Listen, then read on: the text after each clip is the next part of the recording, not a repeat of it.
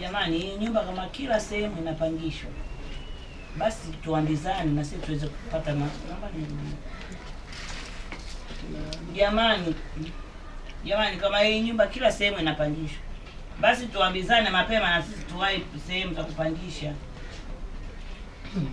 Yaani dada, katika yote hapo umeongea la maana baba na mwana wamecharuka vibaya mno.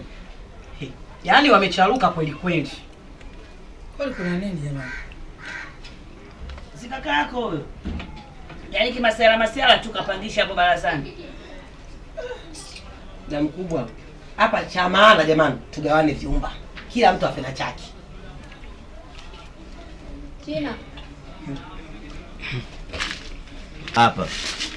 Jamani, mbona mmetandanyia kabla ya kupita? Sawa. Kamera. 3 2 China unaingia. Action. Jamani, hebu nipisheni ukumbi mzima mmetanganyie. Kitu gani? Mbona karaha hii?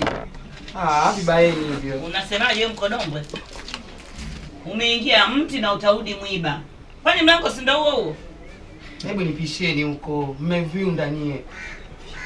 Katafuteni vyenu. Wewe una vyako. Wewe una vyako? Tunatene nini? Mkwenda zako maji ya jioni wewe.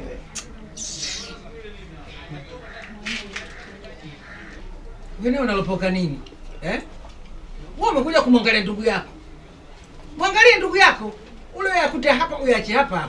Unalopoka nini? Nitakukongota mwenzio. Unafikiri bila kuogopa wewe? Mwangalie anakaa hivi. Sasa nasema hivi. Nendeni chumbani kwenu. Sasa, yani nini? Ni watu wa namna gani je? Hii nyumba ni ya kwangu. Hakuna mtu anayenidai maelezo hapo. Hakuna. Bwana, sasa ingia watoto nao wanakuwa na haki ya kuongea bwana.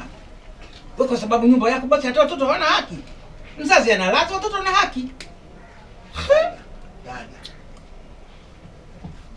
Sawa baba, uko sahihi kabisa.